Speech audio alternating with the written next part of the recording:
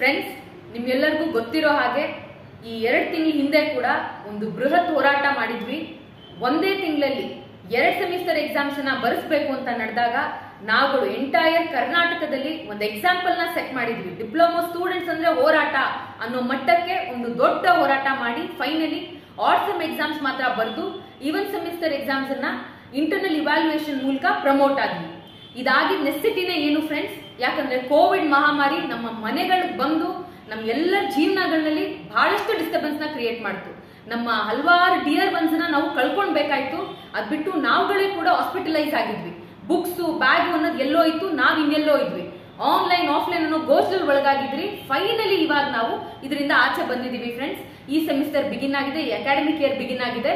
ಇವಾಗ ನೋಡ್ತಾನೆ ಈ 2015 ಸ್ಕೀಮ್ ಬರುವಂತ ಡಿಪ್ಲೊಮಾ ಸ್ಟೂಡೆಂಟ್ಸ್ ಅಂದ್ರೆ ಈ ವರ್ಷ ಫೈನಲ್ ಇಯರ್ ಹೋಗುವಂತವ್ರು, ಅವ್ರಗಳಿಗೆ ಕ್ಯಾರಿ ಓವರ್ ನ ಕೊಡಬೇಕು ಅನ್ನೋದು ಒಂದು ದೊಡ್ಡ ವಿದ್ಯಾರ್ಥಿಗಳ ಅಭಿಪ್ರಾಯ ಬಂದಿದೆ. ನಮ್ಗೆ ಇದು ಸರಿ ಅಂತ ಕೂಡ ಅನ್ಸುತ್ತೆ ಫ್ರೆಂಡ್ಸ್.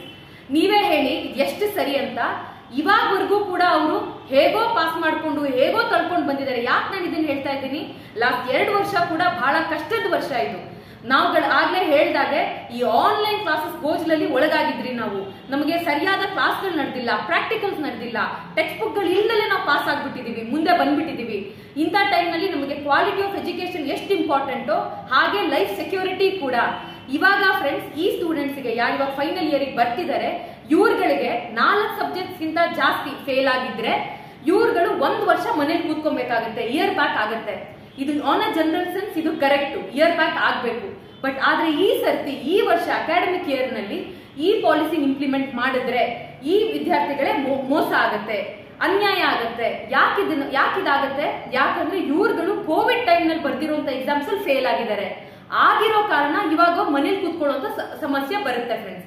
ಇಲ್ಲಿ ಇವ್ಯಾಲ್ಯೂಯೇಷನ್ ಎಷ್ಟು ಸರಿಯಾಗಿತ್ತು ಒಂದ್ ಪ್ರಶ್ನೆ ಆದ್ರೆ ನಾವ್ ಎಷ್ಟು ಕಲ್ತಿದ್ನಲ್ವಾ ಬರೆಯೋದು, ಎಷ್ಟು ಕಲ್ತಿದ್ವಿ ನಾವು, ಈ ಪ್ರಶ್ನೆ ಮುಖ್ಯವಾಗಿ ಬರುತ್ತೆ ಫ್ರೆಂಡ್ಸ್. ಈ ಕಾರಣ ನಾವು ಡಿಟಿಇಗಾಗ್ಲಿ ಅಥಾರಿಟೀಸ್ಗಾಗ್ಲಿ ಏನ್ ಹೇಳಕ್ ಇಷ್ಟಪಡ್ತೀವಿ ಅಂದ್ರೆ, ಈ 2015 ಸ್ಕೀಮ್ಗೆ ಇರುವಂತ ಸ್ಟೂಡೆಂಟ್ಸ್ ಅಂದ್ರೆ ಈ ವರ್ಷ ಫೈನಲ್ ಇಯರ್ ಎಕ್ಸಾಮ್ಸ್ ನ ತಗೊಳ್ಳುವಂತ ಸ್ಟೂಡೆಂಟ್ಸ್ ಗಳು ಯಾರಾದ್ರೂ ಇವಾಗ ಈ ಸೆಕೆಂಡ್ ಇಯರ್ ಅಲ್ಲಿ ಫೇಲ್ ಆಗಿದ್ದು, ಅವ್ರದ್ದು 4 ಸಬ್ಜೆಕ್ಟ್ಸ್ ಗಿಂತ ಜಾಸ್ತಿ ಫೇಲ್ ಆಗಿದ್ರೆ ಅಲ್ಲಿ ಇವ್ರುಗಳಿಗೆ ಕ್ಯಾರಿ ಓವರ್ ಕೊಡಬೇಕು. ಇದನ್ನ ಸ್ಪೆಷಲ್ ಕಂಡೀಷನ್ ಅಂತ ಕನ್ಸಿಡರ್ ಮಾಡ್ತಾ ಈ ಒಂದು ದಾರಿನ ಮಾಡ್ಕೊಡ್ಬೇಕು ಅಂತ ನಾವು ಅಥಾರಿಟೀಸ್ ಹತ್ರ ಕೇಳ್ಕೊಳ್ತಾ ಇದೀವಿ. ನಮ್ಗೆಲ್ಲರಿಗೂ ಗೊತ್ತು, ಎಂಟೈರ್ ಕಂಟ್ರಿಯಲ್ಲೇ ಎಂಟೈರ್ ಸ್ಟೇಟ್ ನಲ್ಲೇ ಒಂದು ಹೋರಾಟದ ಅಟ್ಮಾಸ್ಫಿಯರ್ ಹಬ್ಬಿದೆ. ಯಾವುದೇ ಅನ್ಯಾಯ ಆದ್ರೂ ಕೂಡ ನಾವು ಬಾಯಿ ಮುಚ್ಕೊಂಡು ಸಹಿಸಲ್ಲ ಅನ್ನೋದನ್ನ ಆಗ್ಲೇ ನಾವು ಎಂಟೈರ್ ಕಂಟ್ರಿಗೆ ತೋರಿಸಿದೀವಿ. ಇಲ್ಲೂ ಕೂಡ ನಾವು ಅದಕ್ಕೋಸ್ಕರ ಅಪೀಲ್ ಮಾಡ್ತಾ ಇರೋದು, ನೀವುಗಳೇ ಈ ವಿಷಯನ ಈ ಸಮಸ್ಯೆನ ಬಗೆಹರಿಸ್ಬಿಡಿ. ಇಲ್ಲದೆ ಹೋದ್ರೆ ಮೇ ಬಿ ನಾವು ಮುಂದಿನ ದಿನಗಳಲ್ಲಿ ಹೋರಾಟ ಕರೆ ಕೊಡ್ಬೇಕಾಗತ್ತೆ, ಮತ್ತೊಂದಷ್ಟು ಬಲಿಷ್ಠವಾದ ಹೋರಾಟಗಳನ್ನ ಕಟ್ಟಬೇಕಾಗತ್ತೆ. ಅಲ್ಲಿ ನಾವು ನಿಮ್ಗೆ ಹೇಳ್ತಾ ಇರೋದು ಇಷ್ಟೇನೆ, ನೀವುಗಳು ಜವಾಬ್ದಾರಿ ತಗೊಬೇಕು. ಈ ವಿಷಯನ ಇವಾಗ್ಲೇನೆ ನಿವಾರಣೆ ಮಾಡಬೇಕು ಅಂತ ಹೇಳಿ, ಇಮಿಡಿಯೇಟ್ ಆಗಿ ಇದಕ್ಕೆ ಮೆಜರ್ಸ್ ನ ತಗೊಳ್ಬೇಕು ಅಂತ ಹೇಳಿ ಅಪೀಲ್ ಮಾಡ್ತಾ ನಾವು ನಮ್ಮ ಮಾತನ್ನು ಮುಗಿಸ್ತೀವಿ. AIDSO ವಿದ್ಯಾರ್ಥಿ ಸಂಘಟನೆ, ಕರ್ನಾಟಕ ಸ್ಟೇಟ್ ಕಮಿಟಿ.